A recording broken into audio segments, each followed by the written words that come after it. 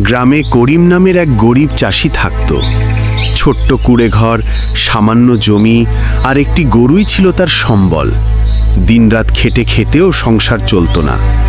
একদিন তার স্ত্রী আসমা বলল, শুনেছ করিম, পাশের গ্রামের হাসান ইলিশ মাছ চাষ করে অনেক টাকা আয় করছে। কথাটা শুনে করিমের মনে নতুন আশা জাগল।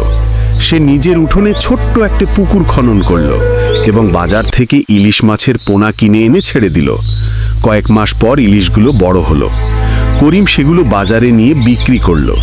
টাটকা আর সুস্বাদু ইলিশ কিনতে লোকজন ভিড় জমালো। ধীরে ধীরে অভাব ঘুচল।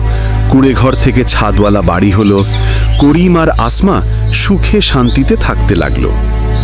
পরিশ্রম করো, হাল ছেড়ো না, একদিন ভাগ্য বদল হবেই। ভিডিওটি ভালো লাগলে একটি লাইক এবং চ্যানেলটি সাবস্ক্রাইব করতে ভুলবেন না।